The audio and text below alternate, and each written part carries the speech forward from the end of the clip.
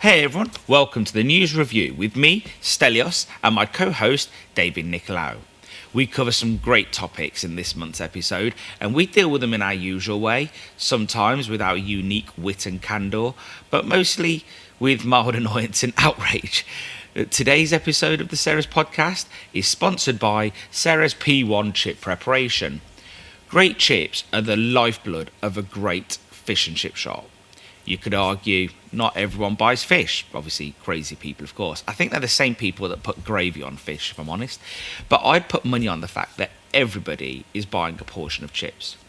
To get a little technical, polyphenol oxidase enzyme, PPO for short, is responsible for browning of potatoes when they're cut or peeled. Similar thing happens to apples. Happens to carrots too, but just a bit slower and a bit different because of the beta-carotene. When you remove the peel of a potato, PPO reacts with oxygen in the surrounding air. This can be slowed or stopped altogether by changing the environment. An environment that contains something else for the PPO to react to with instead of oxygen eliminates the browning effects. Now, many in the industry don't actually believe this is true, but if you just get a potato or an apple, cut it in half, just leave it, go do something else, and it won't take long for it to be brown. So if you want to know the best way to prepare chips, listen to the masterclass series with my co-host David Miller as we break down lots of important techniques. But in the meantime, stop oxidation in its tracks by using Ceres P1 chip preparation formula. Used correctly, it will evaporate when the dry chips meet the hot oil. Key facts about it. Well, just a few anyway. Small bottles equal big freshness. Don't keep a big bottle or a big bucket hanging about. You open it, water, moisture is going to go in. It's going to set it off. It's going to stink. This don't happen. We've got small bottles, 1 kilo, keeps it nice and fresh. We have an anti-clumping formula, which should help. Reduce excess starch, all in the same formula, and you will get longer oil life because of the drier chips. Don't lose money. Boost sales and profits today by having amazing chips with the Ceres P1 preparation. Available at www.ceres.shop with free next day mainland UK shipping. As before, we've got 3 little checklists for you to keep up to date with everything that's happening at Ceres. You can join our WhatsApp announcement group. It's pretty much one way, and it's not full of chatter.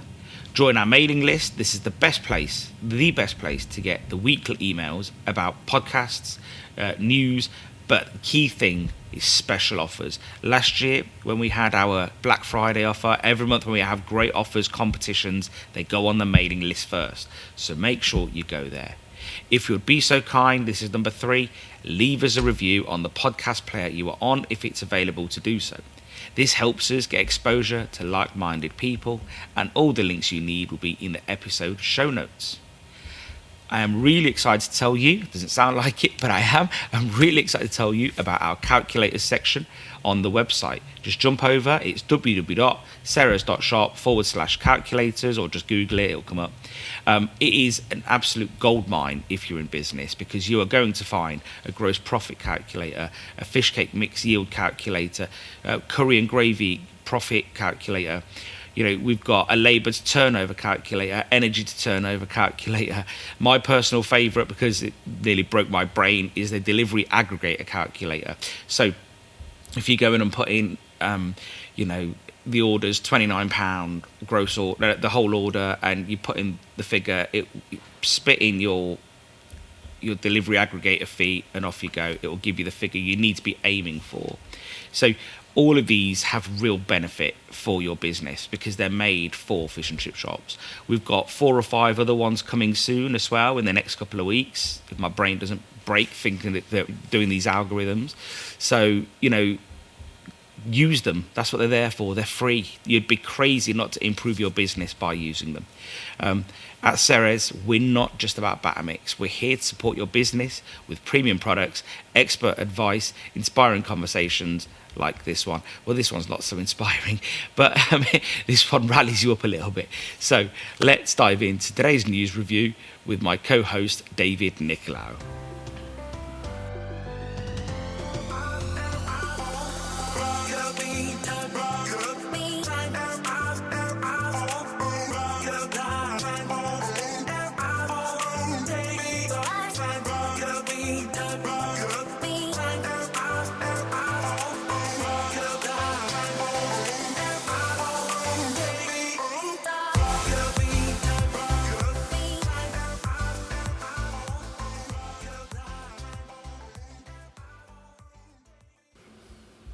Mr. Nicolaou, how's it going, mate? Good morning. It's very well. How are you? Yeah, not bad. Living the dream. Yeah, I absolutely. And Go on. the sun is shining. We are between storms. I feel a bit cold though today. I don't know what's up with me. Well, I'm sat in a glass-roofed orangery, so when it's warm, it's warm, and when it's cold, Yeah, no, I bet it is. Yeah, I just feel a bit. I don't know. Probably just put more clothes on, to be honest. I'm not naked, by the way. I'm wearing a hoodie, but just for those thinking. I can only see from the waist up. I'll show you the rest later. Please don't. So yeah, no, I just been rushing around, as you know, this morning trying to get loads of techie stuff done. Lately, I swear, I just feel like our last podcast, I was fixing the emails that broke. Yeah, You were? and then I got them fixed, and actually they're better now because I cleared loads of those text records and stuff that we'd carried over. You know, when you keep moving things around on your domain and adding things over 10 years, 12 years, things start to get a bit crappy. And You need to have a spring clean with your IT once a year. I did that, Yeah. and last week when we did the pod squad, and but I noticed that also, say I've got lots of devices. I've got an iPhone, a couple of Macs, a laptop, because I work from lots of different places.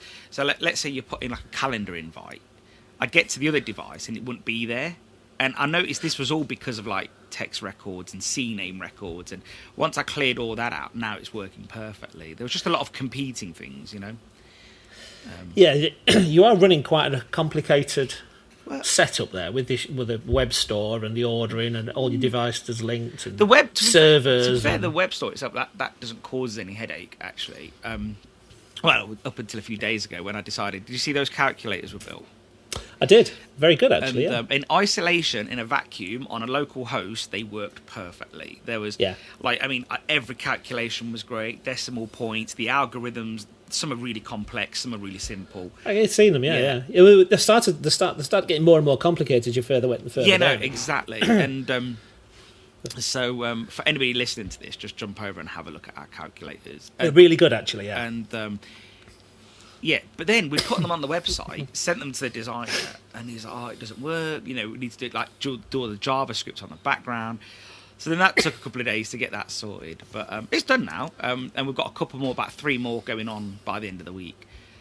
So that's probably, we're up to I think, is it 24 calculators? I think and that was just something that started off as one, a bit of fun. Yeah. Did you do the P one?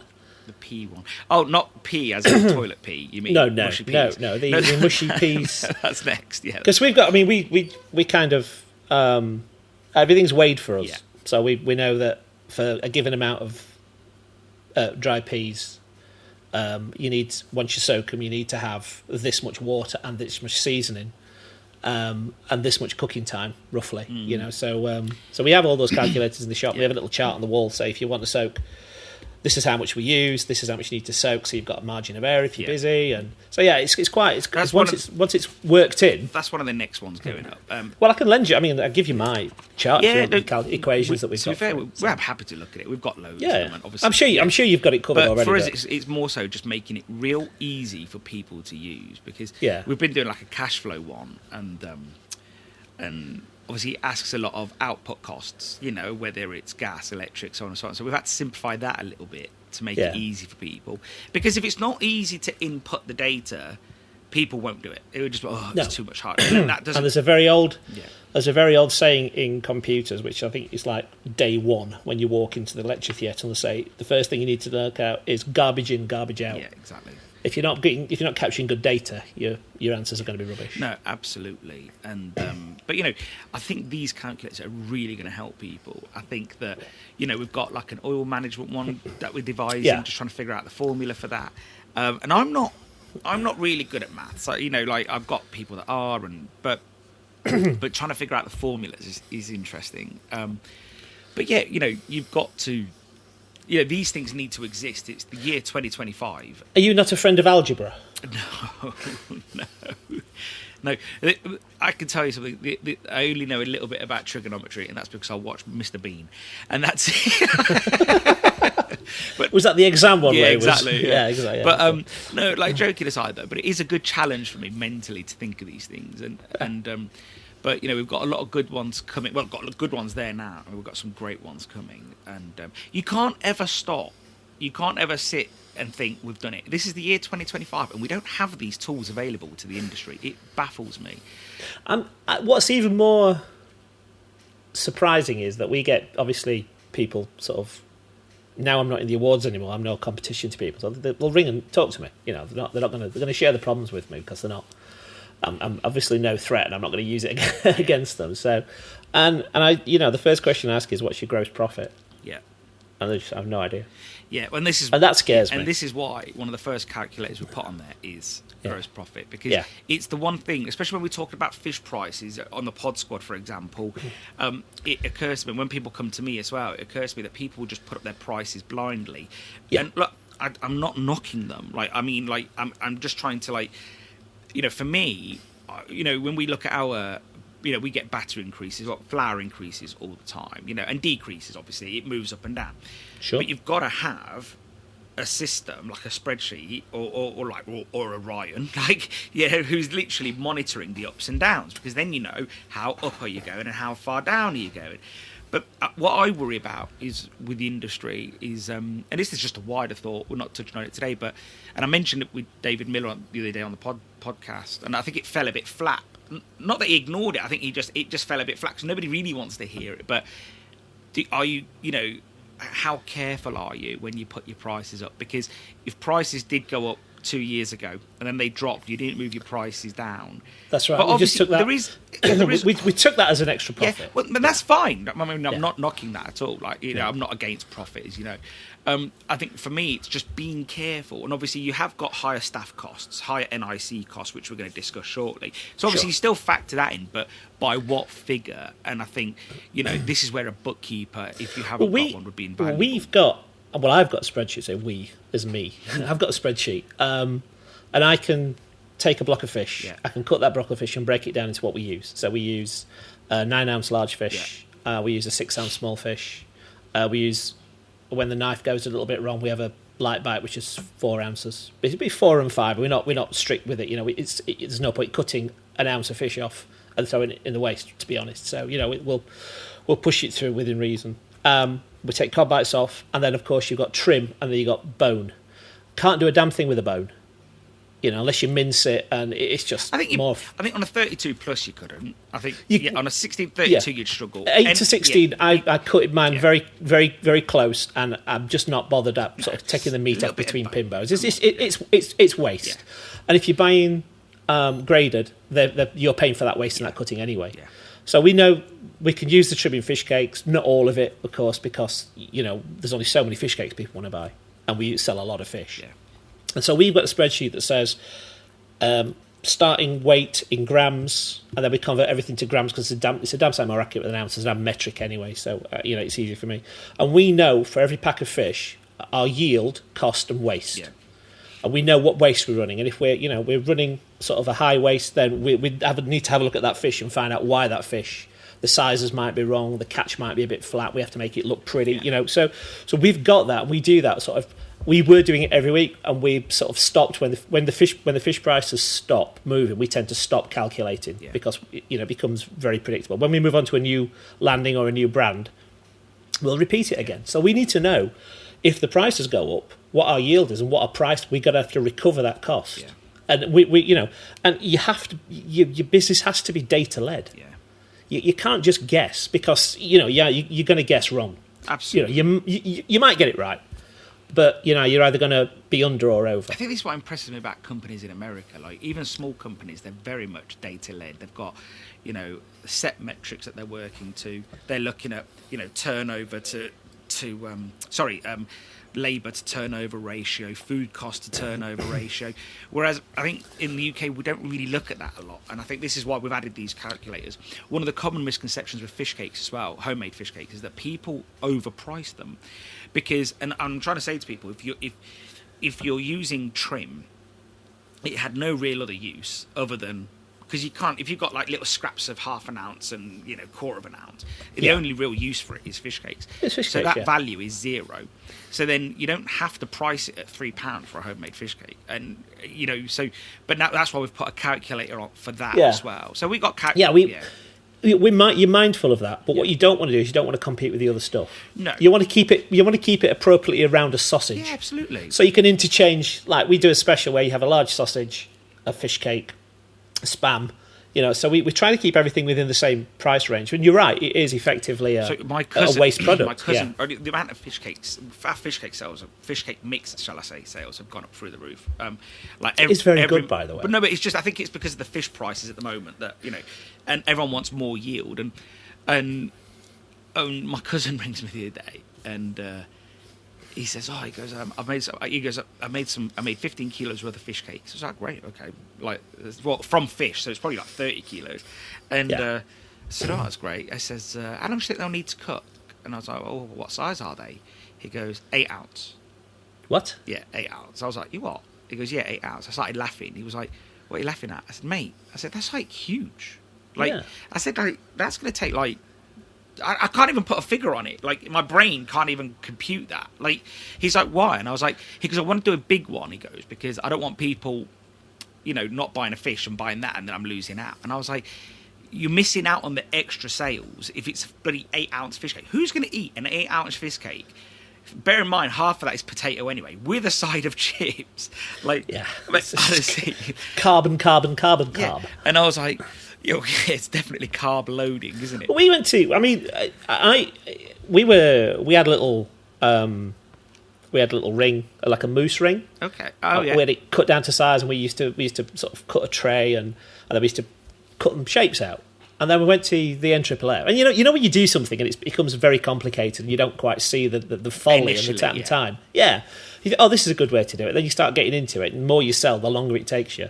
And then we went to the NAAA training day with David Miller of Haxby Parish. Yeah. Not me.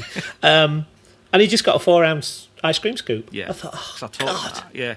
Yeah, how obvious. Yeah, just and you scoop put them all out on the table, and then you get your press, bosh.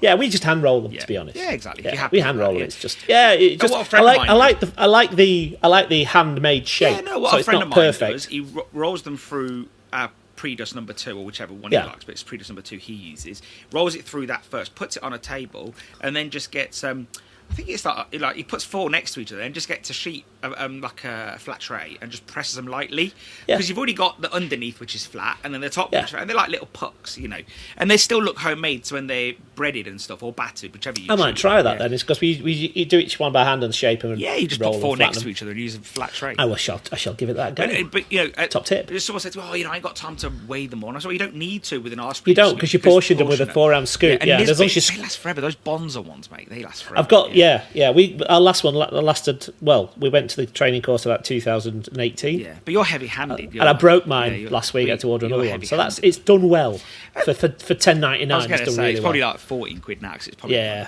but I can't remember. But Bonds are solid. They're solid. Yeah, they are. They're good. So, but we could talk all day. Should we carry on, sir? Go on then. Let's start digging into what's going on. The review. So you chose the first 3, I think, and I chose the last one. So why did... Well, no. Let's give a little bit of a description first. Hospitality industry braces for $1 billion national insurance hike. The UK hospitality sector faces a significant challenge as NIC is set to increase, costing businesses additional $1 billion annually. This change, effective from April, around the corner now, will impact over 770,000 workers and adds pressure to a sector still recovering from the pandemic. Employers are left balancing rising costs, maintaining staff levels and services, raising questions about the government's approach. Why did you choose this article, sir? I mean, this is probably if you recall back to what we're talking about, the changes in employment law. There's a worker rights bill, and we were obviously getting rather worried about day one rights for people with sickness, and you can't, it was very difficult to get rid of them. And I think I remember saying to you, I clearly remember this, if that's all this government are going to do to us, I think we've got off lightly. Yeah. And, it's kind of the sum of all fears really have hit this, because many people will know that the threshold for starting the NI has gone from 9,000 to 5,000 for triggering it, and the rate's gone from 13.8% to 15%. Is that right? Yeah. So it's a double whammy. So more people are involved and the rates are higher. And it's going to raise, from the entire economy, it's going to raise nearly £25 billion across the whole of the industry. National insurance contributions, employer and employee, this year are going to go to be around 168 billion. It's now chasing VAT in terms of how much it's raising, which is a massive increase. It's an enormous burden that they've just put onto onto employees, and it's inflationary. Yeah. You know, because I don't know anybody in business that's going to say, "Well, tell you what, I'll swallow it and we'll just make less profit." No, so this is. So I don't know if you saw. I was having a discussion. Well, I was just trying to have this discussion on the group, a Facebook group recently, and there was a chap on there that says, "Oh, you know, this was exactly. It wasn't this. He wasn't commenting on this article. He was commenting on the last article we're talking about. But still, the point still stands. He was saying." It's not inflationary for chip shops. It's not going to be a problem for chip shops. And I was trying to explain to him that, yes, if you're a micro business, not a small business, a micro business, you may fall out of this remit. However, it's a cascading tax because let's use Jim's chip shop, who employs Jimmy's chip shop employs 2 part-time staff. He opens 14 hours a week. Let's say it's a very small concern. It's probably not initially going to affect his staffing. However, if he's buying from... So if you look at the whole supply chain... Exactly. Yeah, if he's buying through... Let's say I have to add it to my business. I then sell to Tea Quality Fries Pride. They add it to their business. All of my suppliers add it on to me. Yes, it will have a trickle-down effect. It's a cascading tax. And this chap was trying to say, no, you're wrong, it won't affect chip shops. And even when I explained to him that the broader supply chain, it will trickle in. As a business, you can mitigate, because you don't trigger national insurance employer contributions until that worker's 21. Yeah. That's right, isn't it? Yeah, so it does mean that you will want to carry on employing younger people. Yeah, and our business is predominantly staffed by people who are under 21. And we've got some key workers, that our core workers who are full-time at 30s, 40s. And we've even got Monica. Have you met Monica? Maybe, yeah, I think so, yeah. Yeah, she's 77, 76, 77. And she's a 60-year-old, physically and mentally. She's as sharp as a tack. And, and long may she carry on. We've said to her, keep going as long as you can. I mean, she doesn't play, on the flip side of it, she doesn't play any employee national insurance now because she's beyond retirement age. Okay. But we pay a fortune of NI, employer NI for her as well. We're still playing, employer NI for Monica. So, you can balance your workforce by, going for younger people. But you're right. Anything that employs a human being in any industry, be it sausage making, catching fish, processing fish, selling fish, is going to see a cost increase, and that is going to trickle down into the wholesale price of everything that we buy. The downside for hospitality is that it is disproportionately affected, and I think because of that's the economies of scale. Restaurants, they're hard to scale up.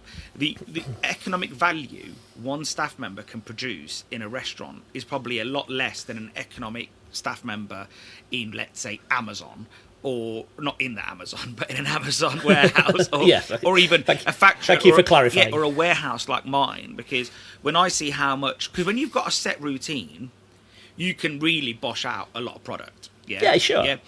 So when my lads get in, like today... They walk up to the printer, they walk up to the computer, and they just start... The labels just sort of print themselves, but they know, they can start straight away. And whereas in a restaurant, that staff member just can't do that because everything the customer asks for is different. So yeah, don't get me wrong, they can get good at their job, and that's not a problem. But and it's so that's why I think these measures do disproportionately affect the smaller business or the hospitality business because of the type of economic work that it is. What do you... I agree with you. And I don't know many companies that I've spoken to. I mean, anybody who supplies us and the reps and that, I've spoken to them and said, what are you doing? And they've usually said it's going to cost us, I don't know, 500,000 as a business. To implement these national insurance changes, and we need that back. Either we're going to have to save money, one side and charge more on the other. But we've started to see, and I've not really looked at the global market effect, but we got a call from one of our reps. I'm not going to say who it is. saying oil's going up, it's going to be, this week it's 19 quid, next week it's 20 quid. And I said to him, now, is that because of the changes in costs and minimum wage and national insurance? And she says, no, I don't know. We've not been told that. So, the information's obviously not being shared very well. So we don't know what price rises are because of what, because no one's going to break it down for us. So it's already started, I guess. And you can start seeing now Sainsbury's have just got rid of their cafes. 3,000 people gone. I think what you're going to see is cafes, pizza concessions, and patisserie. It's all the things again where, if you think about it, it goes back to what I just said. Essentially, those four sectors within that business that are low margins, high staff. Exactly. Yeah. So those staff are they're the least productive. Like if you come to Atherstone, we'll go to my local Tesco. You see all the staff running around in the warehouse. Sorry, not in the warehouse. Sorry, like stacking shelves, serving customers. But then you look at the cafe, and you got two older biddies that are just sort of standing there. It's the one. Yeah, I know what you mean. Absolutely. And the thing is that you with hospitality, and I've always said this when some people on a Friday night when they say, "Oh, you're really busy, aren't you?" I said, "Yeah, but you need a bigger shop." Well, yeah, the shop's not big enough on a Friday night, it's fine for a and Monday. it's way too big on a Tuesday night and exactly. a Wednesday night. And it's just, and unfortunately, we've never been able to encourage people to spread themselves equally throughout the week. But you're never going to change the way. It's disproportionate where people will turn up when they want. Yeah, absolutely. So, and that's the free market, isn't it? Absolutely. But I think what you're going to see is those like Sainsbury's and all that lot. I think they're going to realise, well, you know what? We've got 500 square foot there. We can rent that out. That's going to be a Starbucks or concession or a McDonald's. If you look at Asda in Nuneaton, for argument's sake, they had a cafe, got rid of it, and they stuck in a McDonald's. And I just think, and it will be something like you say, a Starbucks. I know a lot of these, it makes sense. But what they don't want to do, they'd rather rent it for, even if they're broke even for getting the rent, because it drags people in, keeps them in the supermarket for longer. Well, ironically, I had to go for an eye test. Who's Ron? Ron. Well, me and Ron went for an eye test. Ronick. So I used Vision Express, and I looked where you could book, and it said Tesco's in Bolby. I thought, when since, So I went in, and it was the old pizza counter. I just ripped out and put Vision Express in. I thought, well, that's easy. You can park outside the bloody door. Free parking. Walk straight in, and get some other bits. You can get So you get a sandwich on the way out. What we're going to see, and I think I spoke about it in my last op-ed piece, which is what we're going to see. I think is the big chains, especially, is a simplification of menus. Yeah, I think we're going to see them trimming down, because the more that staff are doing, it slows them down. It's going to be this next 2-3 years, especially. It's going to be about operational efficiency. Yeah, and this is why I sort of said in that last op-ed that I did, was essentially, if you've got 3 freezers and they're full of stock, you're spending all that money on keeping those freezers on something Absolutely. that isn't turning over as fast. It's different if you've got fish in there, And as I mentioned in the pod squad, when money is inflationary, you might as well buy stock because it makes sense. But buy stock that you're going to shift faster. Yeah, absolutely. But if you've got, I don't know, for argument's sake, cheese onion fries that have been in there for 9 weeks, and I'm just picking a product, or spring rolls that have been in there for 14 weeks, then your cost base changes massively. And also, it takes you away from the fryer. It takes your staff away from the fryer. So, you need some, I think now it's going to become efficiency is king. And so I think that we'll see the likes of Subway, McDonald's, KFC trimming down menus, or at least utilising as much mixed product as possible that's there. I mean, when I walk into a restaurant, we went to, between Christmas and New Year, we went out a little bit, and we don't tend to really go out that much to eat out. We got a young family, the kids are picky, there's only things they want, there's things that we'll eat, certain things that want, as you probably know. Kids. Our kids are the same age. So we went to the pantomime and went to a restaurant in Sheffield. Is it Ego? I've never heard of it. Is it Ego or Ergo, something like that? Ergo. It was like a Mediterranean-style restaurant. And the menu was massive. And that's going to be either frozen or vac-sealed or something. Yeah. And then between Christmas and New Year, we went to a pasta place in Sheffield that just does pasta. Nice. And it was fabulous. Yeah. The menu was tight. everything came and it was beautifully cooked. You know, it was really well done. Yeah. And I think you're going to start seeing, you know, as you say, you're going to start seeing these places with an enormously huge menu start to have to pare stuff back and start to trim this down. Over Christmas, we took the kids to the Hippodrome. I think I told you about this, actually. I'm not sure if I've mentioned it. I can't remember. Yeah, but we went to the Hippodrome in Birmingham to watch something. I can't remember what now. My brain is absolutely fried. But it was good. It was a long time ago Peter now, Pan. isn't it? There you go. And Peter Was Pan. it sufficiently woke? Yeah. No, it was fine. It was fine. We went to a Greek restaurant opposite the Hippodrome. And just by chance, it's probably a branded place. I don't know. Like, it felt a bit chainy, to be honest, but it's fine. Like, we were hungry. And the menu looked big, but it wasn't actually big. It was, they just found different ways to work with what they've got. Okay, I just ordered a mixed platter. My mate ordered a mixed platter, and the kids ordered like souvlaki and stuff like that. And everything that came was bang on. And it was it was a variation. The platter was just, you know, 3 items off this, and you know, so. So just repurposing the same menu items presented in different. And it was fast. Very clever. It didn't take long. It didn't take long to come. You know, because again, kids need to eat. Like, you know, you know what it's like when you take kids out. Like, the attention span's about 7 minutes. Yeah. So if you can get the kids' food first, and we always say this to like the waiters, like bring theirs first, because just shut them up. Like, but like, no, you're right. And so I just think we are going to see a simplification, and also, like. And again, this was another op-ed that I wrote last week. Or was it the week before? I'm not sure. But maybe it was the same one. I'm not sure. But it was essentially, you know, why are we seeing the likes of Greggs and such, like seeing a downturn in trade, but the likes of Five Guys seeing an upturn in trade? Yeah, I read that article. It was really good. And I do think that is because it's slightly different, this recession, to the last ones, is that people are choosing to buy with their feet. And if they're going to spend 10, 15, 20 quid on something, they don't want it to be mediocre. They want it to be bloody amazing. So if you do, I don't know, I'm just thinking out loud here, but if you do great fish and chips, and then you think, oh, you know what, I'm just going to lob a burger in the pan, you know, with a stale bun and a bit of red ketchup on it, customers might think, you know what, I'm not going to buy a burger from there.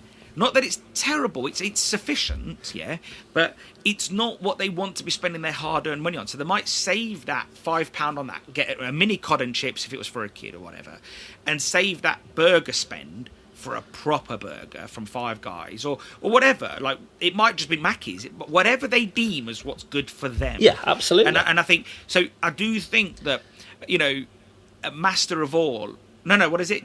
Jack of all trades, master of none. Maybe that term is really applicable to the current crisis or whatever, like the world we're living in. Another thing that made me think, with Sainsbury's cutting down on 3,000 staff, let's say, if we see this trend across the board, do we then see a marketplace where hiring staff is easier? Because like now, if everyone's a bit snobbish, or I don't want to work there, in any sector, I don't want to work there. If they're out of work, then surely that opens up the market a little bit. Our biggest and easiest recruitment for us was 2009, 2010, when we had the banking crisis. Yeah. And I mean, retail just got eviscerated. So anecdotally, anecdotally, could we be right? Well, it possibly could be, because I mean, there's now I can't remember what the numbers are. I've got them somewhere here. There's 818,000 job vacancies in the UK currently, down from 1.2 million. So there's not a huge amount of jobs there, and not many people are applying for them. Yeah, no, it seems like but there's definitely a snob value of not working in. I can't see many people thinking, oh, you know what, I want to work in whatever field it is. And I think, but I guess it's our job. Like I saw a key indicator on hiring success, and it said, don't talk about hiring, don't say staff wanted and all that stuff. Just show on your social media feed that it's a great place to work. Yeah. And that is the key driver for anybody to want to work somewhere. So they said, if you really need staff, make sure you've got a couple of social media posts a week that show what a great place it is to work. And they said that actually has a better effect than trying to convince somebody on Indeed and so on. That's interesting. Yeah. So rather than saying on Indeed, staff wanted, and here's all our package and everything. Don't get me wrong, have that as a side thing, but if you need to. But at the same time, you should really, because what most people are going to do is say, oh, Oakley Friary, I'm going to jump on their social media. Their social media, yeah. Oh, look. Monica works there. She's 70 years old. She must like it, and such and such works there, and that chap looks jovial, do you get what I mean? So, and I think, so it's all about that. People want, look, I've always said, employing people, you've got to almost assume that it's voluntarily that they work there. And why this sounds confusing is because, well, they get paid, and of course they do, but they can also work anywhere, Sure. So you want people that want to work with you. Yeah, we know everyone has to work, but you also want them to work there because they want to. Yeah, and I think that's the key thing. So if somewhere is desirable, I think you'll always have the pick of the bunch in that group. You're probably not going to get someone that works as a stockbroker knock on your door and say, "Hey, can I have a job in the chip shop?" Right, but if you've got like a load of people from Starbucks and McDonald's, well, maybe not McDonald's because they're hiring loads, but if you've got Starbucks and KFC or I think fast food's going to do okay. I think retail's going to shed. The only downside is if they're sort of for the most part used to pottering around, putting a few beans on the shelf. And I know I'm really disparaging here in that assessment, but if that's what they're sort of used to, they're not going to probably work in a chip shop where they're going to have to work. Years ago, when we first started out, we had a woman that lived in the village, and she was an ex-librarian, and they'd closed the libraries, and she came for a job, and it was my dad, actually, that was still involved in the business at that time. And said, we'll give you, you look nice, we'll give you a go. And literally, she's lasted 10 minutes in the sink. Yeah. She just couldn't. Yeah. Her body was clearly not designed to bend down and wash pots. It was clearly designed to put a very, a 1 ounce book on a shelf. A friend of mine, his granddad, had a little motorbike in Cyprus. Do you remember the Landys? Yeah. I do remember the Landys, It's like a 48cc moped, Yeah. If that. And he bought it from you, and he only drove it at one speed, and it was pretty much walk past him. You could walk past him. That's how slow it was. Yeah, but he'd never had it modified. But he'd only used it at that speed for so long that it got jarred at that speed. And I think that it would never go any faster. Yeah, and it was a 40-year-old bike in the end. And he bought it from you. And I remember getting on it once, and you think, I can go normal speed. He's just never done that, and it just wouldn't go. And I think that's the same with people. If you've worked in the library for 40 years, literally just pottering around and going shh to people, then and also that's probably not great if your customers are chatting in the shop. It's just shh. But no, let's see. But one thing I think one thing that made me, I'm going to talk about the op-ed later on. One thing that probably made me annoyed is that when Rachel Reeves came out of the box with this one, it was very much, this is not a tax on employees. And I think that bothered me because I found that quite disingenuous. Yeah, but if all you've ever done is been to the University Debating Society and done A-level economics, then I suppose you'll think like that, won't you? Possibly. Look, all politicians play with. Don't disrespect the woman. She's. The fact is, she's inherited a pile of, quite frankly, shit. But she was one of those people on the other side back at COVID saying, "Hey, give them more money." Give them more money. So, absolutely. But I also think that they knew what they were doing. But they can say what they want when they're not in power. Everyone says what they want when they're not. Yeah, of course they can. I mean, now the Conservatives are making enough noises about immigration now.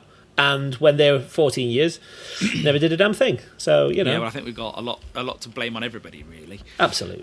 So, I think what we are going to see with this NIC, it's going to be a lot of on costs. It's not going to be great.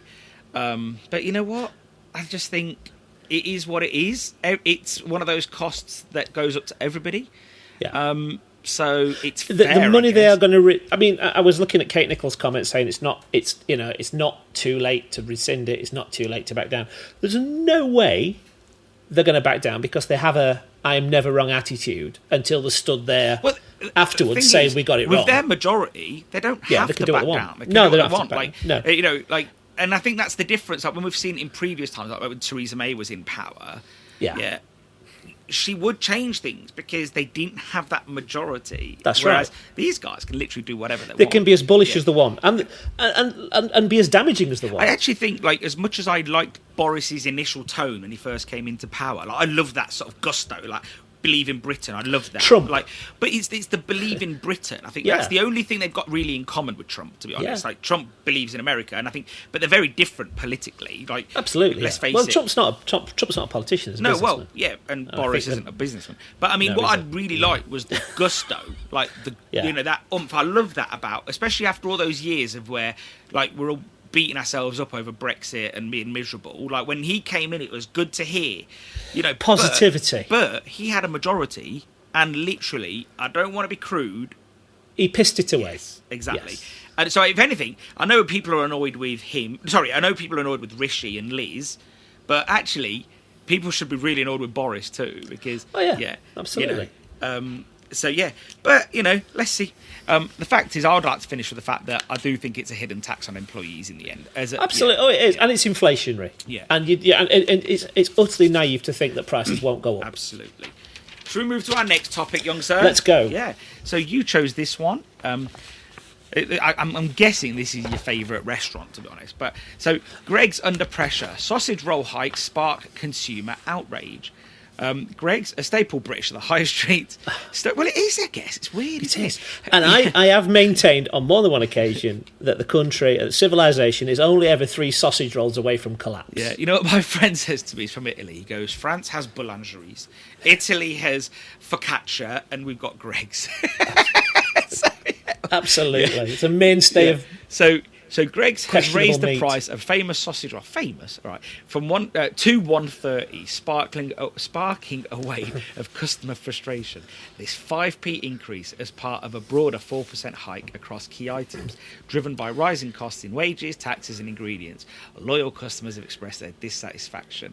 So why did you choose this one? I know why. I was reading down it, and obviously, Greg's is a really good barometer of inflation, I think, and you can see where. Even we don't know what the recipe for that sausage is. That's the expensive bit in there is probably the butter that goes into the pastry. Yeah, no, there's no butter in the pastry.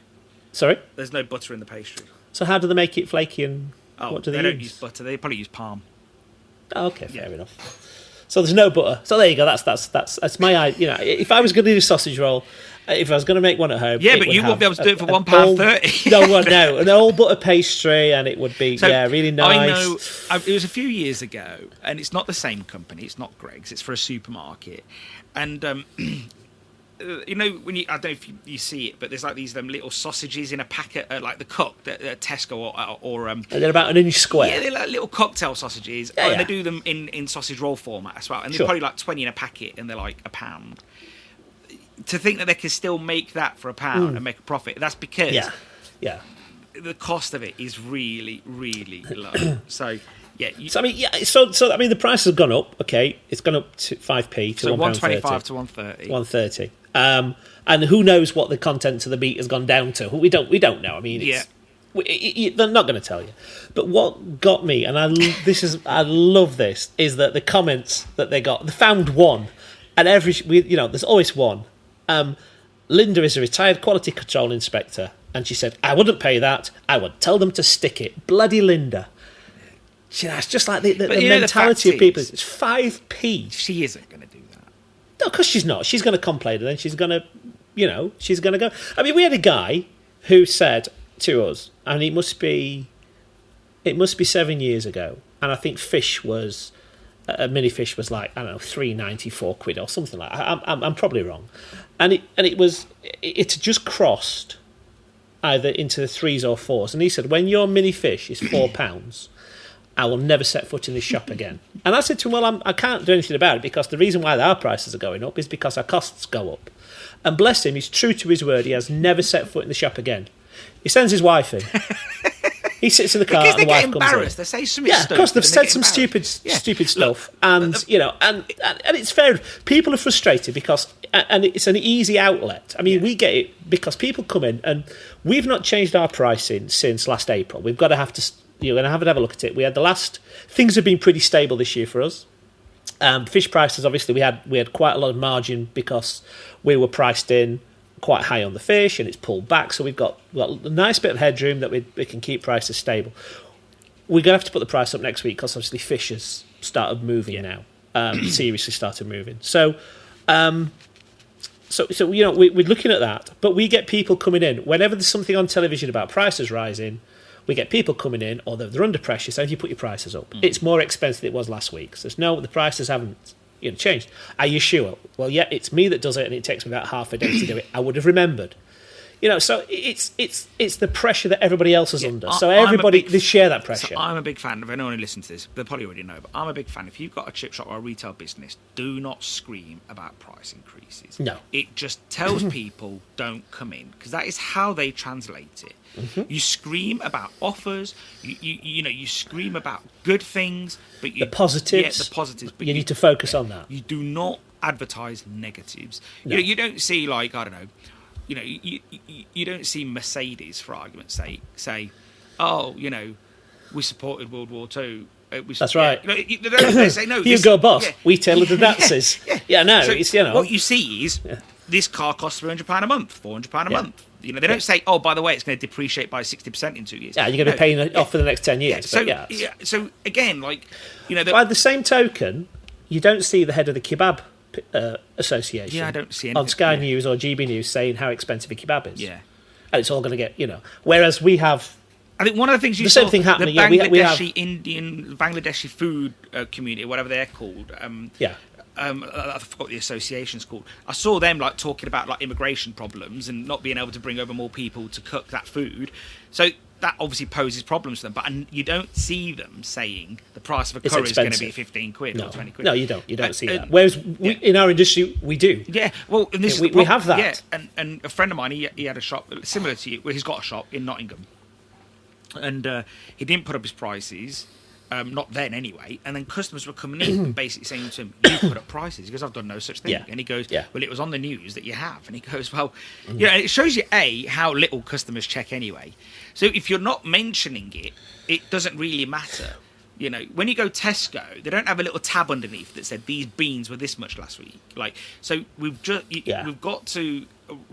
I know we're at the front end, so I'm a big fan. We are still tremendous value. Yeah, absolutely. There's nowhere you can buy an 8, 9, 10 ounce piece of whole protein that is by all intents and purposes organic. Yeah. That's not messed about with. That's not hidden with sauces. That's not been mashed up and added lots of ingredients in. There's nowhere you can buy that now for the price that we're selling our whole protein. Go and buy a 9 ounce piece of fish in a restaurant. Yeah.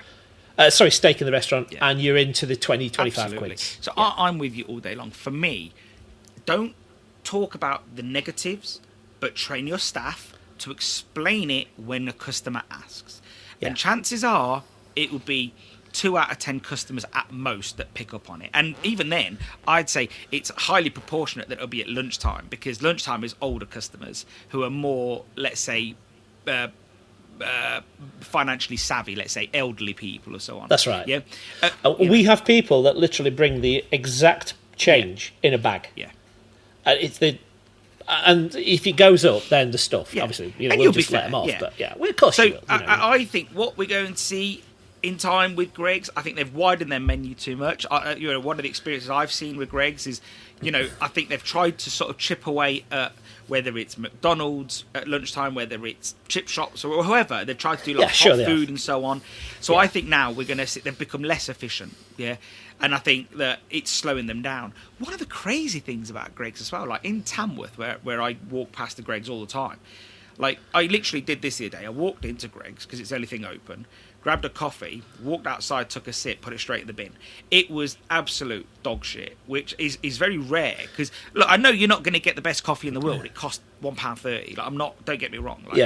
I wasn't expecting it. But, oh, my God, it was absolute. It was disgusting. Do you know what? It's funny you should say that. I had to go early morning and pick some stock up. And I had to set up at 6 o'clock to go on when things just don't line up and you've run out of, we use pre-cut chips, and I had to go and meet the delivery guy on one of the motorway services to pick him up because we were that busy. unexpectedly so on Friday that we just ended up. We wouldn't have enough to start the shop up with, and he had lots of deliveries to do in the north. We're kind of late on in the delivery. So I went to McDonald's and got a coffee, because that was the only thing that was open at 6:30 in the morning, and it was foul. Yeah, Like McDonald's coffee used to be really good, and it just seems to be all. I don't know if they clean the machine or I don't know. It's going to be regional. What I do when I go to McDonald's, I have a set order for that. It's going to be a black coffee normal. That's what I had. Yeah, but I get a shot of espresso too, and tip it in. Ah. Yeah, I've always done that. Same if I go Starbucks, I'll get like a medium with an extra shot. Yeah, I've always found that.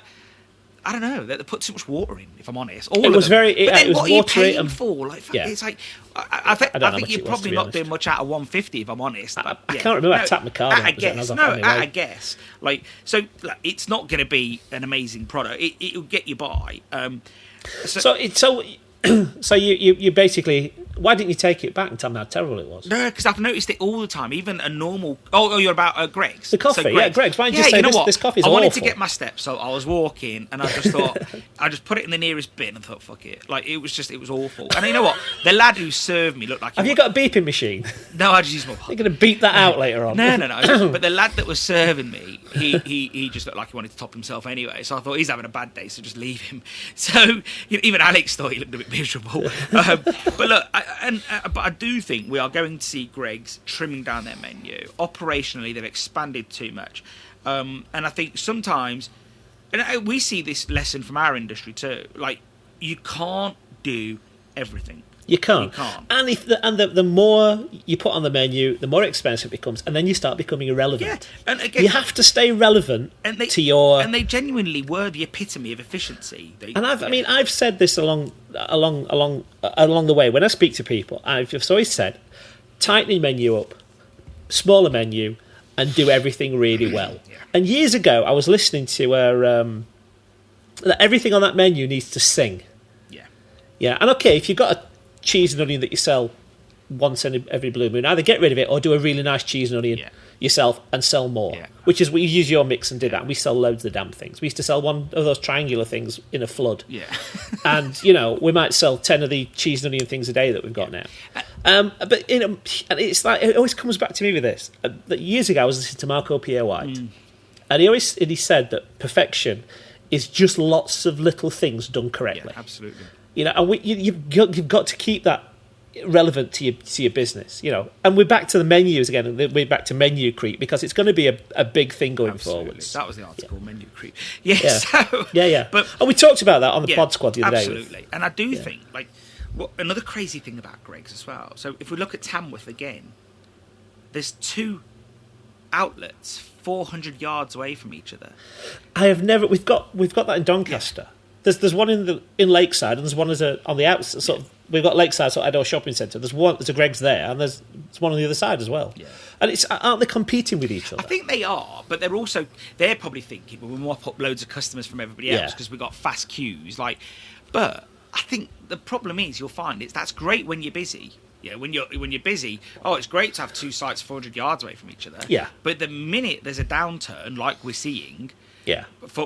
And again, they're seeing a micro downturn because I think complication, very mediocre food. Why spend £3 there when I can save collective amounts of £3, and then on the weekend go somewhere nice. Something nice. Go somewhere nice. Yeah. And I think, totally agree and with that's what you're seeing. I think people that usually go there would probably spend £5-6 for lunch, but now just think, I can make a sandwich at home. It'd be a lot nicer than that. And I'm going to save my collective £3 to £7 or whatever. I know my figures have just changed, but I'm going to change my collective quid. And on the weekend, we're going to Pizza Express. We're going to Nando's. Whatever it is that they like, they will do. Yeah. And do you know what we're finding as well? We're finding that people are now starting to trade down. Yes. So we got a family came in on. Can you go any further down than Greg's? No, sorry, we're trading down to us. No, sorry. No, I'm joking. No, I don't think you can actually. Yeah, Couplands. Do you have a Couplands around where you are? Yeah, that's the poor man's Greg's. I think. Wow. Yeah. Without being rude to anybody, you must be pretty poor if that's a poor man's Greg's. It's a poor man's Greg's. Yeah. It's absolutely questionable amounts of sausage in the meat and the sausage rolls. But we got a family coming in on a Friday night, and and it was fish and chips 4 times, and I think it was about, I think it was the 45, 50 quid by the time they'd had the sauces and the drinks and that. And they said, we were going to go out for a meal tonight. We were going to go to Miller and Carter, I think they said it was, but we said we went there 2 weeks ago, and we spent 150 quid for a family of 4.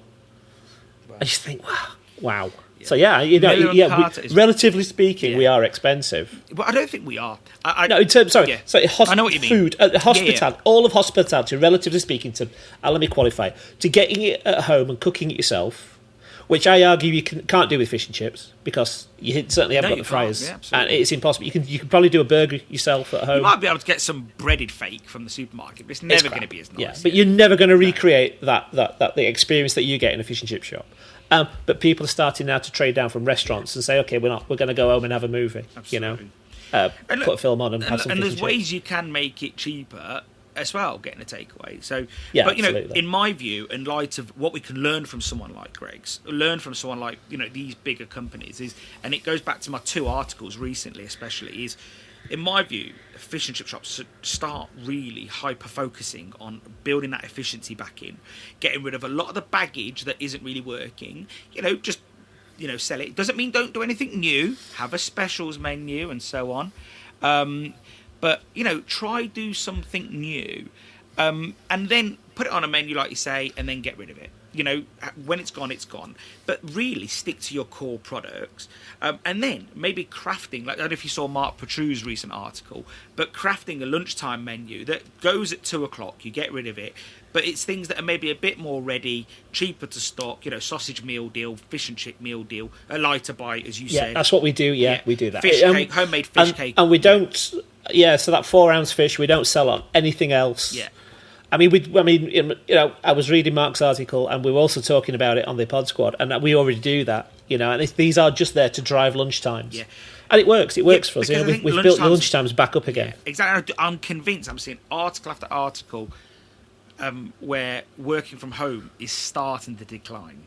Yes. And I think that, we're seeing it across the pond, we're seeing it in lots of other countries, but I think also the recessionary phase that we're in, I don't know how you definitely. I think informally we're in a recession. I think, but formally we're not. I mean, they massage the figures to make 0.1% growth. Yeah. I mean, you can do that by giving the NHS a ton of money. Yeah. That's the growth. So I do think that we can maybe get more customers through the door, just having more efficiency.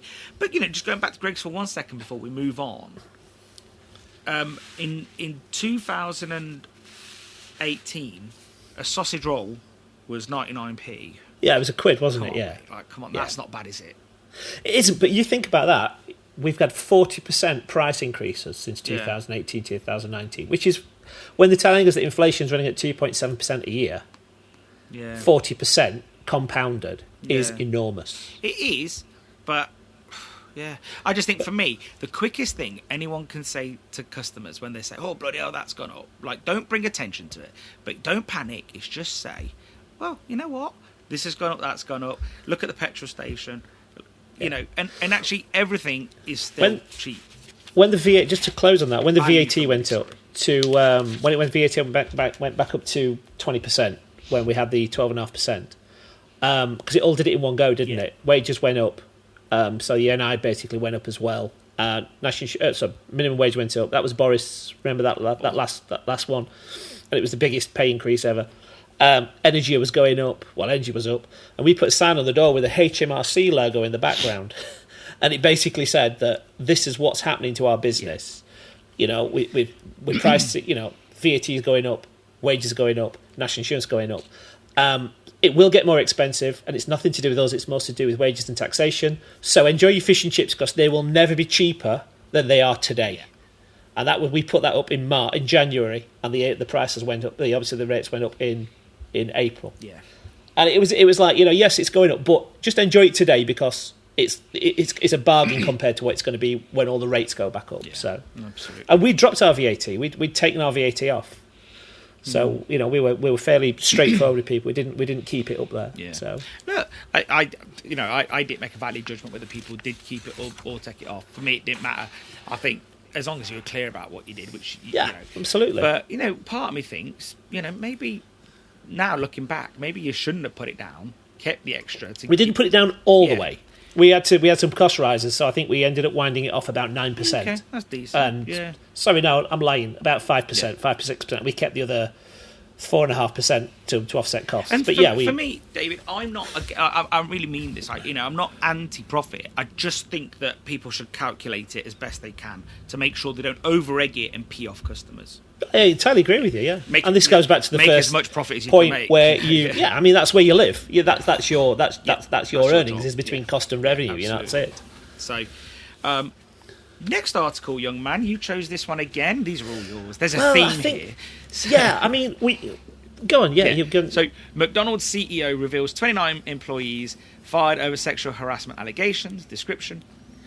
So, McDonald's CEO has revealed 29 employees, this is UK only, have been dismissed following sexual harassment allegations, showcasing the company's commitment to addressing the workplace misconduct. Blah, blah, blah. Announcement, part of a broader effort to ensure safer and more inclusive work environment. David, what drew you to this?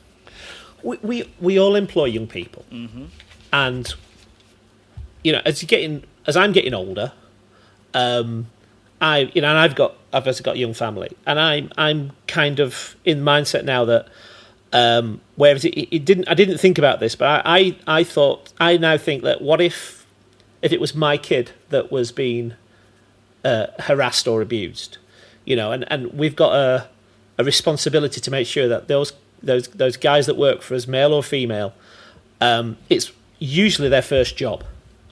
And we've got such a responsibility to make sure that we don't destroy their experience of employment. And I mean, so we've got an enormous responsibility because these kids that work for us. I mean, some of them come to us as young as 16, 17, 18, 19. But we have 4 or 5 of them who come work a couple of nights a week. And then they're off to university in a few years anyway. Some of them stay, some of them don't. And it's a crucial part of their growing up, that first job. And if you've got somebody who is, handsy and touching them up, I can't think how a parent would feel. I mean, I can't think of how I'd feel if that was my kid was doing that. So we've got this duty. I mean, McDonald's are a huge employer. There's 120,000 employees in the UK? No, as of 2023, it's 172,000. Wow. My information's woefully out of date. Yeah, and so you are going to get an incident of people working in that business who aren't particularly very responsible, or So, I've read upon this a little bit, and I've been following it from the beginning, actually. Yeah. Because obviously we've spoke about it, I think, before. Sure. And it first broke. Sort of BBC broke it years ago, maybe? 2020, end of 2023. Yeah, something like that. And so. Well done to them for sacking these, whatever it was, 20-something people. Yeah. It was going to happen anyway. But, this year... No, so 2023, they employed 172,000. This year, it's going to be another 25,000. It's going to increase by that figure. The sacking figure represents 0.015% of their thingy. But I think the biggest thing is, I've tried to research this as much as I can. No one, from what I can tell, was physically touched. Yeah. Yes, there were. No, I don't know. So the stories that the 700, the 700 complaints gone in. One of them was sexually assaulted in one of the chillers. Okay, so one of the stories one of them was said that if you sleep with me, you can get extra shifts. Yeah. Come on, not being funny. Fair enough. So, if that is true, then that's true. But the majority, and I read this on the Daily Mail, I read the Sun, they were talking to staff members, and one girl gave an example, and it was like this, and I'm just paraphrasing now because it was a few years ago. 2 of her shift managers or line managers, one of them went out on a date the night before, and there were 2 males, and they were talking about the date the night before, and obviously it was a bit laddish, yeah? Yes. So, and I guess it was crude. I don't want to repeat it, not like I've already sworn a million times here anyway today, but it was crude, yeah, and she took issue with that, so she went and complained, and they sacked one of those managers line managers or shift managers, whatever it is. I don't know exact the terminology there, because they said it was crude, and I was thinking, well, I'm not saying a warning could have sufficed there. He didn't in this instance specifically. He didn't touch her. He wasn't talking about her. She wasn't even involved in the conversation. It was just 2 people talking. Yeah. Well, and I don't know, like, where do you draw the line between two people talking? Absolutely, you can't... Anything physical, so it says, out the door straight away. So it said 700 employees aged 19 and younger have joined legal action against the fast food chain, which could lead to compensation, which now, when you start working... The word compensation starts... There's your motivation. And if we start looking... I've got some examples of what's happened in other countries as well. I don't know if you've looked a bit further really, afield. But it's not just England, that this happens. A 16-year-old current employee based in the West Midlands says he was bullied, shouted at, and sworn by managers. This is 116-year-old. This is some of the allegations that it's put under the umbrella of sexual harassment. Yeah. And then when you start drilling into the article, it's someone's shouted at. Well, no disrespect, but I've shouted at some of my members of staff. And if one of them goes and says I've been harassed, when they do something so stupid when they've been trained not to. And at the fourth time they've done the stupid thing, then in the middle of a service you can lose your temper. I think this is but we go on. No, it's more so. I get your point. Yeah. For me, it's not a big story. Genuinely, whether it's McDonald's or someone else at this scale, it's not a big story. I tell you what's a big story that no one talks about is that it's the media frenzy that sells stories, sells papers, clickbait. And they are one of the biggest employers of young people, therefore they're a target. No, they are. Yeah, they are. Sure. Well, they're the biggest employer of anybody, so they're a target, I guess. Sure. But then also, it's the class action suit. Yeah, that's right. Well, so let me just. Were you going there anyway? Yeah, I'm going to go there, right? So, so you've got. Let me just try and find this article. Okay, in the US, a franchisee has agreed to pay a teenage girl $4.4 million to settle a lawsuit. She was sexually assaulted by a Pittsburgh area restaurant manager who was also a registered sex offender. So this is last Monday. Yeah. In America. In America. So obviously America is the litigation capital of the world. Absolutely. You don't know who is working in McDonald's in terms of what their history is. But do we know that anywhere, though? We don't. No. And the only way you're going to do it is to DBS check them. But then... And how the hell are you going to say to somebody, oh, you're going to come and work as a manager in McDonald's or any business, we need to wait for your DBS check to come through. 6 weeks later, you can start work. So, no, it's not that. It's impossible to filter these people out of your business. But over here, for example, now, we've got this whole... there's a movement on employing ex-criminals, yeah? Yeah, there is, yeah. We discussed it last week. And on the whole, we think that's a good thing for society. Sure. So then the problem is, let's say then that person makes a mistake or someone accuses them of touching them up. And let's say... But they don't... Ex-criminals, they will not use sex offenders. Okay. But what? But are they outcast forever then? Like, I don't know. I'm not... Well, I don't know, but they won't... The Green King, I think, was doing the kitchens. Yeah. One of the things they specifically said, I was reading later, was they won't take any sex because they offenders. see it as, I guess, they're a family restaurant. I'll tell you. Well, it's not that bad. I suppose if that person's got access to young people, you also wouldn't let them work in a school, would you? No. But I just wonder how you rehabilitate anybody, because I don't know about that. Even a normal crime, let's say burglary. Someone burgled someone 12 years ago, and they've done their time.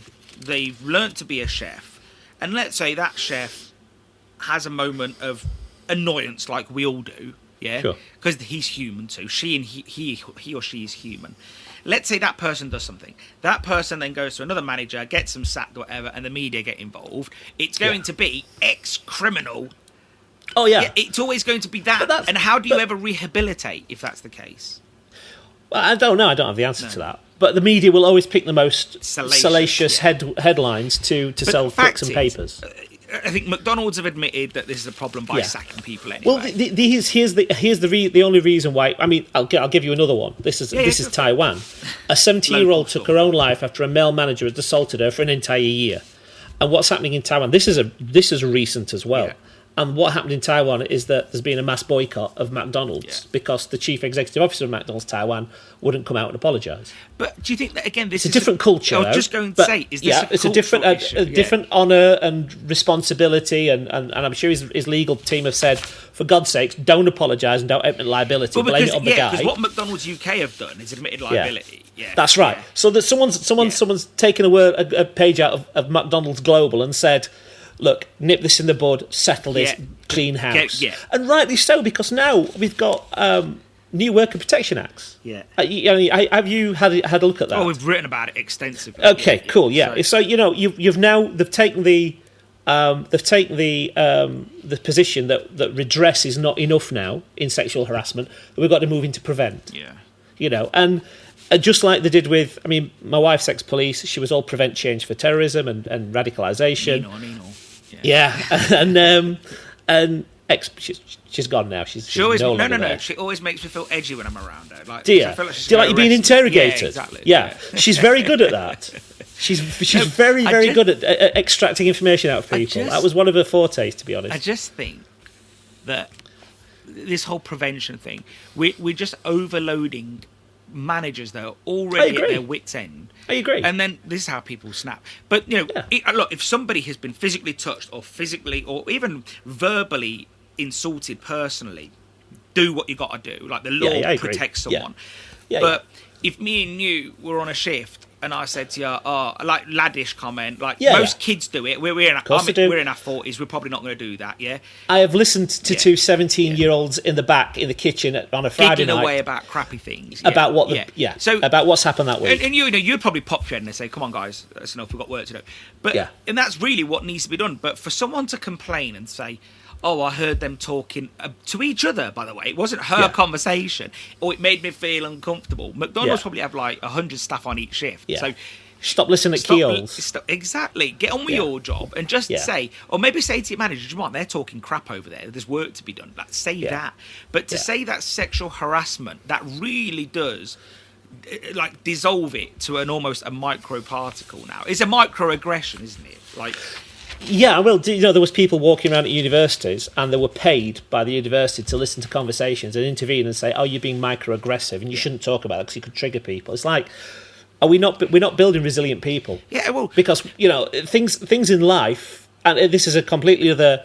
When I was a teenager growing up, you had to be fairly resilient, and I worked for Staffordshire Police as a student programmer for my very first job, and they put me sorting a statistics system out at the back of a typing pool with about 50 women all entering crime obviously all the crimes were written out in long form and all the statements they had to be typing in. I was in a room full of 50 women and I was 19 or 20 years old, and seriously that you get over any inhibitions you have in the blushes. Absolutely. And that's look, you just dealt with it, didn't you? When I started first working for my dad at Sandal, I was going to say another word then, but when I started working for my dad, like all the staff were women and one gay guy.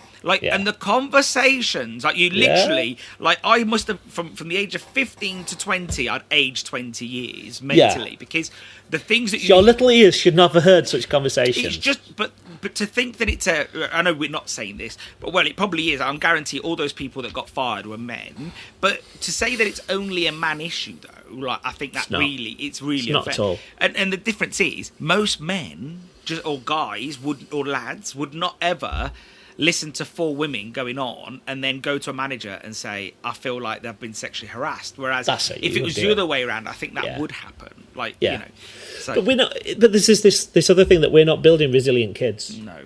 We're not building kids to experience. I am much to my wife's displeasure. Well, I am as well. Yes. But the joys of success and dealing with failure. The downside is with bringing up resilient kids is that they do your bloody head in. Because they're so resilient.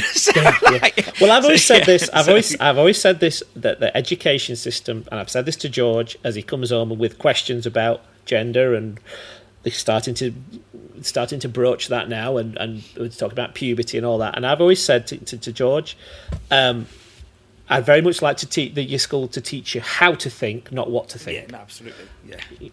Yeah.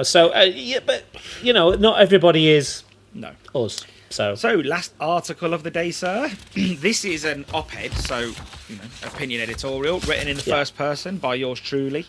The title is "Tax Hikes, Inflation and the Economic Trap We're In." The UK economy is feeling the strain of rising inflation and tax hikes, with businesses and consumers caught in a financial squeeze. Employer NIC is increasing. I put has in the in the description. And thresholds have dropped, placing added pressure on already stretched resources. This article examines how these policies are compounding economic challenges, compounding being a key word, stifling growth, leaving businesses questioning sustainability. Why did you choose this one, sir? I think it's probably one of the most comprehensive opinion pieces you've ever written, to be fair. Yeah.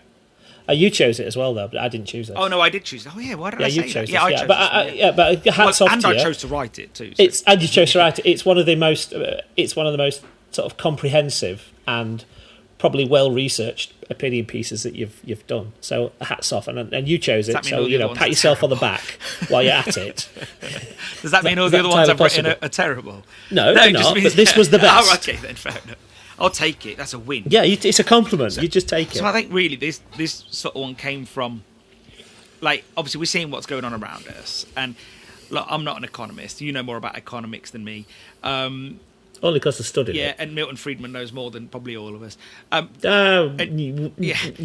But Milton Friedman, that is a... Yeah. But okay, the fact is, I think one of the key things here is that we're always trying to write what's pertinent, what's going on at the time. I get told all the time, I never say my opinion. And that's usually from people that switch their ears off when they're listening to a podcast or don't read any of the articles that I've written. So this is, again, us giving our opinion, or me giving my opinion. So I've not read or listened to one economist in the last 6 months that said, or even post-budget, let's say, that said this is going to be good, that what's going on, that, and I just can't see how everyone's screaming you can't tax yourself out of growth or into growth. You can't. You can't, by taking a bigger slice of the pie, you aren't going to make the pie bigger. Yeah, no, it's just going to get impossible. smaller, isn't it? So let me share this with you. So years ago, I got into. It was actually it was turn of the millennium when I was sort of software engineering. We just nobody talked about. Can you remember the Millennium Bug? Well, the theory of it, you mean? Well, no, it was real. It was real. But it didn't really happen like everyone said it was going to. Well, it did, but it didn't. No, it did. It did, but it didn't. So the thing was that when you were programming software, memory space was a massive issue. Okay. So when they did the dates, they did it as 2 years. So it was DDMMYY. Okay. So when you went from 1999 to 00, all the calculations were backwards. So basically, it was a negative number. All right. And it should have been a positive number. So 2000 is 1 year bigger than 1999. But when you go from 99 to 00, it was minus 99. So that was the problem. It screwed equations up. And HMRC took their computers offline for nearly 2 years. Okay. What you probably didn't know is they hired a load of sort of manual processors to do a lot of the manual work until the systems got up. I mean, and we did a lot of work sort of doing the remedial side of things for PCs and stuff. We made good money out of that, to be fair. But lots of banking systems were vulnerable, and there was a mass scramble to get everything up to date, which they just about managed to do, but some systems ended up disappearing. So I started getting into looking at the banking system and looking at the money supply, and it gets you down a road. So all the way back in sort of 2000, I started to get a little skittish about the banking system, and then 2008 more so. And what we've got now is we've got pretty much every time there's been a problem, they've kicked the can down the road by just printing more money and printing more money. And now we're at that point now where the debts to repay that debt and to roll over that debt is getting increasingly more expensive. So they're going to have to take more offers in tax. They literally have nowhere to go with this. Yeah. And there's a guy called, and I got into contrarian investing. That's obviously I'm contrarian. When you start talking about stuff, I tend to go the other way. There's a guy called Doug Casey, and he's a legendary speculative investor, and he always says that this is bettable on. You can always count on government to do the wrong thing in any situation. They will do the opposite of what's good for the economy or the people in any given circumstance. And I'm just looking at one of the quotes from Milton Friedman, which I studied Milton Friedman years ago, and it said that if you put the government in charge of the Sahara Desert in a few years would run out of sand. Yeah, sure. Which is just it's just they manage to take every situation and make it worse. For them, well, no, make it better for them though. Better for them. Their system is working very well for them. So because I was on the same path as you in terms of that quote, and I was sort of thinking, I do wonder if in time people will see what Liz Truss was trying to do and think, all right, in theory, on the right track, but trying to rush it through. Well, and she didn't really have a mandate. I think she was nobbled, to be honest. Oh no! If you start looking at the patterns of when the pound collapsed and all the rest of it, there was massive trades against her. Yeah. And it reminded me just of, I mean, you probably won't remember. You might remember this. I don't know how. When were you born? 84. 84. You won't remember this. You won't remember Norman Lamont? I've heard the name. And John Major trying to get the pound into parity with the euro to get us into the exchange rate mechanism. So we're trying to do the ERM, and then George Soros was betting on the wrong side of the pound. Yeah, so shorting it. It was on the other side. I can't remember if it was a long or a short. Yeah. It was on the other side of the equation. So every time the Bank of England sold, he bought and pushed the price up. Yeah. But he had a consortium of international banks behind him, and basically bankrupted. They had to stop because he just about bankrupted the Bank of England. He knew the playbook. So here we are now. We've painted ourselves into a corner because we can't get cheap energy because we're committed to net zero, which is shutting down fossil fuels, going to renewables. And whatever your position is, whether climate change is real, it's man-made or what, the process of net zero is happening. Yeah. So we can't get cheap energy. And cheap energy, you can't grow an economy. And also, very expensive energy. Expensive energy makes you feel poor, very poor. Well, it does. Yeah. I mean, it sucks the money out of the economy in terms of private. Is energy. Okay, I've already started planning it. But this will help. So because there's no, and we talk about Liz Truss. Liz Truss wanted to frack. There's enough onshore energy in England to keep us going for something like 100 years. They won't. There's enough North Sea oil. Look, it's more expensive to get to North Sea gas, but they won't allow any more leases. So we buy natural LNG. Is that what you call it? LNG. Yeah, liquid natural gas. Yeah, we buy ours from Norway. Yes, we do. We have a pipeline, but we also have boats. But guess what? It's not flowing. Some of that field. Yeah. With Norway. Yes. But we don't process our portion. Right. We buy it off Norway. That's fair play. That's completely sensible. But what we were doing as well is, because, am I right in saying you might have found more out of this, that we're jumping onto energy, but weren't the gas prices priced on the market price of Europe? So we were selling some of our gas to Germany to keep Germany going. Yeah. So look, so this is the thing. So although the problem is, well, it's great and it's bad.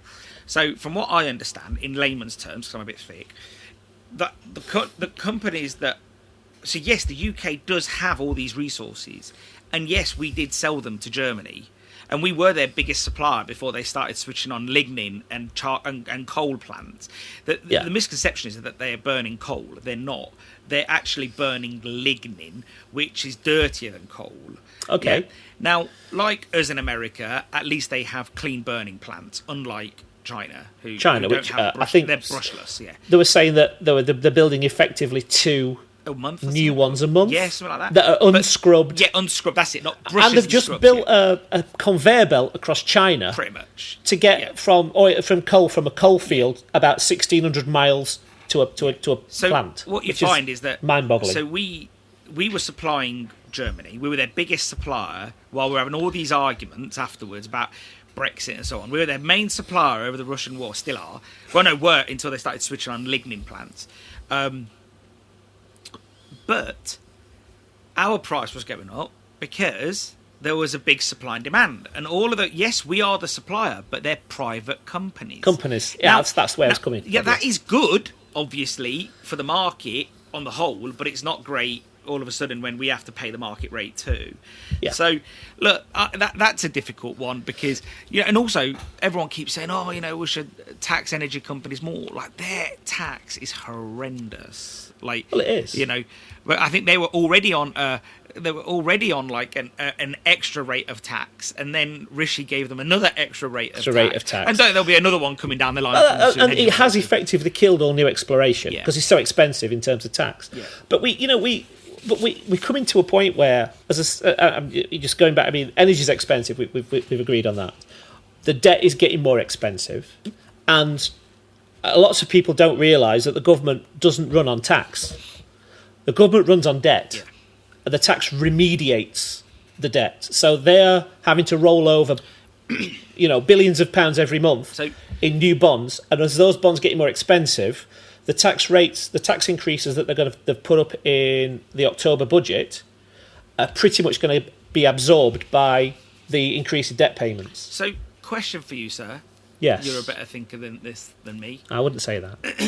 Seeing what Javier Milei's doing in Argentina, yes, and what Trump will likely end up doing, and that is cutting huge amounts of government waste. Yes, and we've got Trump in now who would wants probably to do that. Drill, and DOGE, the Department of Government Efficiency, is set up to look at how much waste. In fact, what he's done straight away actually is cancel foreign aid. Yeah, so until it's auditable. Do you see? Like maybe not now, but the next government, whoever comes in next will be basically probably have to promise what they've done to some degree. Well, we're not going to have another general election till when's our next one? So it's 2028. Yeah. So a lot of damage can happen from now till then. So you've got 4 years worth of Trump and all his policies. If he can turn America round, and it's America, yeah. And the Gulf of America, if he can turn America round in those 4 years and make it into energy, big net export of energy, low prices, low inflation, debt being cleared, and there's some very interesting things happening in the Federal Reserve where they have, if you go back to Milton Friedman was a neoclassical, what they call monetarist. Mm-hmm. Okay, so he was the Chicago University. Yeah. And that was the centre of economics in America in the 70s. And it was monetary policy and it was government controlling the money supply to either inflate or deflate the economy. And that's where you get the boom-bust cycles from. Okay?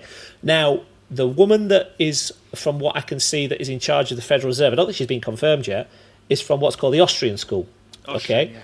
And they were, the Vienna Austrian School. Yeah. And they were sound money people.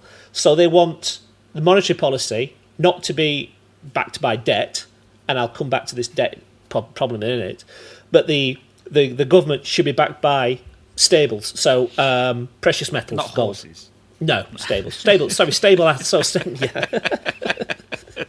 Very good. Sorry, very good. I was be very careful what I say. You were very quick. Yeah, I like that. Very quick. So they want metals. Yeah. So gold, which is very stable, but doesn't provide much growth unless you can dig a ton of it out the ground.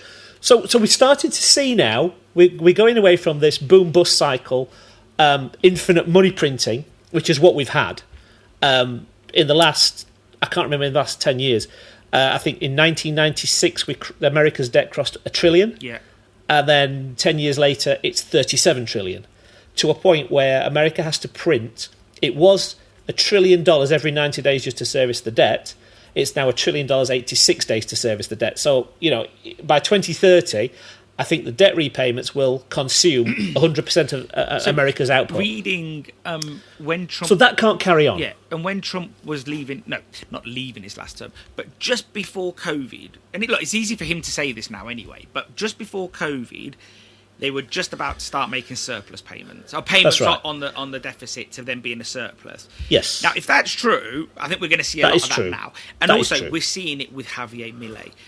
He's shut down 50 departments. Yeah. And one thing about, just before you go, just hold that thought. But one thing, I will. What made me think about Javier Milei, I was listening to him on the Lex Friedman podcast. I don't know if you listen to him, but I can't stand Lex Friedman. I know you can't. I can't stand his voice. I know you can't. His voice is so monotone. I know, but at least he had Javier Milei on at least, so that's why I listened. Fair play. And he got rid of in one district, more pension payments than there was pensionable people, citizens. Yeah. And that tells you about the corruption. Yeah, absolutely. So the fact is, I think once we start seeing these countries having this sort of success, and there'll be others in the meantime. They won't be the only two. It will inspire others. I agree. Yeah. And one of the interest. Let me just go back to So Argentina was running a $2.5 billion deficit, which is an awful lot for a small country. It's a huge country, but economically a small country. This year, so it's only been in like a year, hasn't it? 18 months, and they've just hit their first surplus in 12 years. $500 million surplus on government surplus, and it's shrunk the size of government by about something like 40 or 50%. So it looks like, he's been in touch with Trump and said, "I'll help you. I'll show you. I'll work with you guys." I saw a video of one of his ministers. It might even be the finance minister. And they said one of the questions they ask all staff that work in a government department is, "What is it you do?" And if they can't explain, they get a redundancy. P45. Yeah. Well, Elon Musk went round on the first day after the inauguration, and he visited 40 offices in Washington DC. Not one of them was half full, and some of them were actually empty, and squatters had moved in. Sounds like Greece. Yeah. So this work from home has got to such a point where they've abandoned the offices, and nobody actually knows what these people are doing at home. No. And they said the first thing we're going to do is say, "Well, we'll have you in the office on Monday morning, and if you're not there, you're gone." And again, that's a good point. What do you do? I don't know, and then you're off. So yes, so we've got all of that. They've cancelled DEI, diversity, equity, inclusivity. That's now gone. And with it, of all the DEI offices and departments, which will save billions. The NHS has got it's got one for each thing. Yeah. Which trust hasn't it? 140 grand a year for 3 days' work. So there's if he succeeds, people like the Conservatives who were net zero. Well, I think it gives us more argument for the real Conservatives, real ones. That's right. Yeah? Because we haven't seen that. No. It's been so watered down. Did you? I don't know if you know this. So a friend. Can I just make one point? Sorry. One thing that unless you're into sort of precious metals and gold and cryptos for a certain extent, which I am very interested in that space, as you probably know, as I keep banging on about it on our little WhatsApp group, they're looking at revaluing gold on the balance sheets, and for every $1,000 of gold, it knocks. Every $4,000 of gold, they put the price up. It knocks $1 trillion off the debt. So there is a thought, and I don't know if it's going to happen, but they will just revalue gold to a point where it deals with a chunk of that debt, and because gold is very much a manipulated market to keep it suppressed, so it doesn't compete with other investments. Basically, that's the thought. As this goes forward, if you've got America with a huge amount of gold reserves, and we've gotten on because we sold most of ours, that we've still going on with, that government is backed by debt and buying other governments' debt, and they've gone into either using cryptos or gold or a mix of both to create. Who sold most of ours, David? That would be Gordon Brown. I just wanted you to say. Yeah, Gordon Brown, the economic genius that he is. Well, that, by the way, he sold it to the Rothschilds. Someone's got to buy it. So someone's going to buy it. They're the only people. I wasn't going to buy it, was I? So the arguments are going to become very, very hard to make if the Labour Party or the Conservatives are going to say, we need to keep on going where we're going, and we'll just have, we'll keep printing more money. It's got to stop at some point. So David Cameron, to many, is seen as a righty right, but he wasn't. And they made 1 to 2%. David Cameron and George Osborne made 1 to 2% of cuts. Yeah, that's all they made. That's all they managed to do in that time. Yes, and everyone the austerity lost their mind saying the austerity. It was austerity. Yes, that's right. All they managed to do was 1 to 2% of cuts. But why that felt like there was huge cuts is because there was no growth. Yeah? That's right. So, and all of the answers go back to growth. It is not sustainable being a country where you literally grow by 0.5%, 0.2%. That is just not sustainable. It isn't when your population is growing at about 3%, absolutely. And all that population will need clothing, housing, education, and the rest of it. Obviously I can't remember what it was last year, but the tax receipts last year now no longer the sort of income tax receipts now are now for the first time ever less than the benefit bill. Yeah. So I was listening to another podcast. It wasn't Lex Friedman. It was called Trigonometry with Konstantin Kissin, and I forgot the other chap's name. I like him. It's good. Yeah, and they had Dominic Cummings on. Yeah. And it's worth listening to because, and they've had Suella Braverman on, and they've had Liz Truss on in the past year. And actually, Dominic Cummings, because he's not a politician, like, you know, he just swore. And he was a PR guy, isn't he? Yeah, no, he was a SPAD, a special advisor, I guess. Yeah, but he started out he worked for Sky, didn't he? As a PR or press or newsman or something. But he talks about why no successive government and this one, no last government and the governments after that. Really, is his eyesight all right now? I don't know, man. That's a bit of during COVID, didn't he? He had to drive somewhere possibly. into the country to test his eyesight, if you remember.